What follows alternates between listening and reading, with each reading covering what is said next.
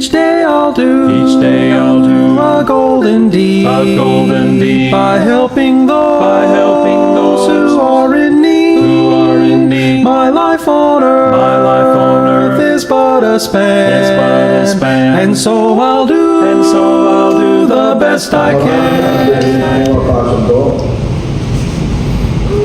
Naisip mo natin, may nagsabi, hindi ko alam kung nag-isot ko yun o ano, sabi niya sa amin, bakit kami dito kulong na ganyan? Bakit di kayo pumunta sa bundok? At arami niyo ng maluga. Nasunod namin sa kanya. Parang may maluga, kamuha ko. So na, yung mga maluga, at pininiwala sila. Malayo, bakit kayo? Sa akin, paniniwala. Lahat ng mga bagay sa atin, that very mind, hindi makapanarihan, that very noble, o yung lubog parang nakakita ka. Hindi naman wala. Meron naman din mga marunong ay sasabi ng mga mag-awas. Ano ang magiging bunga? Hindi tayo pwede magpalaki sa kanya na naman. Dahil ang kapangarihan mo, kasali ang ibangil na ating Panginoon. So tayo po ay, kung siyempre gusto rin po natin, parahin po siya na maligtas. Hindi naman pwede sa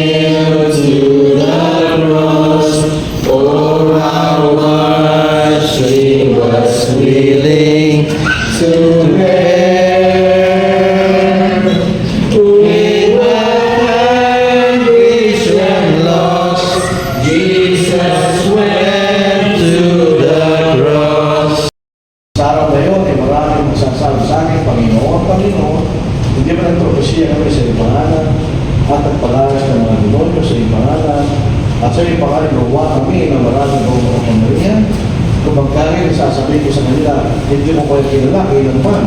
Lumayo kayo sa akin, kayo magumagawa ng service na kilala. Sino kilala ng Panginoon? Siyempre, yung nasa kanilang iglesia ng kinatalo, diba? Yun ang kanilang kilala. Dito, hindi na kilala yan. Kasi Pablo, tatanungin mo siya, alam mo kayo, Pablo, hindi ko alam yan, kaya. So, wala naman tayong mababasa ganun sa Biblia. Nababasa lang ko na, itinata ng ating Panginoon, yung makikita natin. Pag nagpapatuloy po yan, pero tayo gumawa sa katotohanan dahil gumawa sila sa Biblia. Pero mananatili tayo sa Biblia, mananatili po tayo sa Biblia sa itinata ng ating Panginoon. Kaya nga po, ano yung bilhin? Ang salita ng Diyos. Yun ay pinashare ng Diyos sa kanyang salita. Ito po Biblia nito. Sa maraming pagkakataon, maraming effort, nasulugin na rin ito para mabasahin ng tao. Di ba tayo nagtatanong gawin, pero pang Biblia?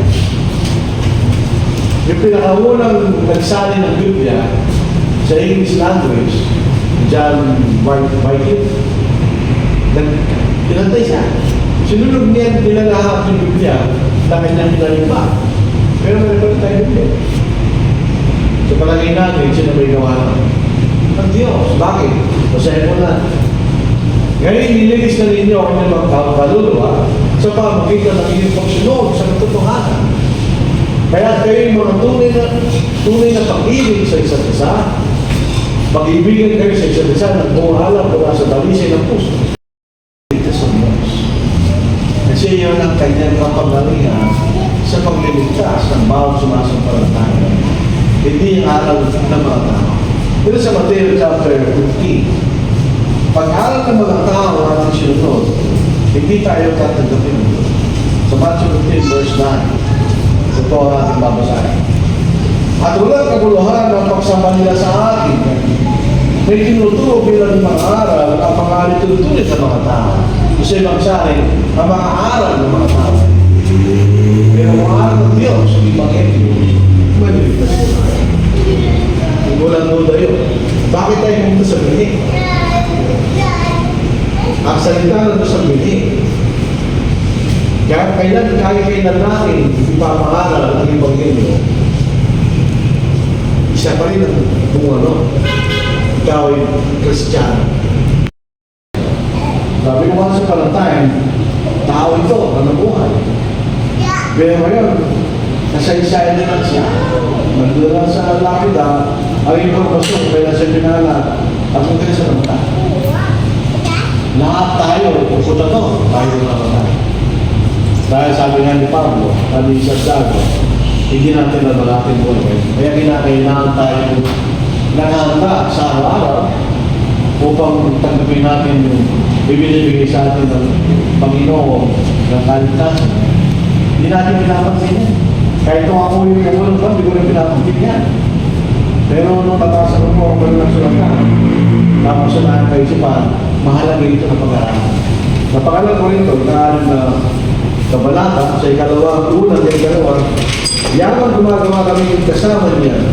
Nananalaman din kami sa inyo na huwag ninyong tanggapin ang biyaya ng Diyos na walang kabuluhan. Sapagkat sinasabi niya sa panungkanais-nais ay pinagagalitan at pinagawa kita sa araw ng kaligtasan. Ngayon, ang panungkanais-nais ay nararamdaman.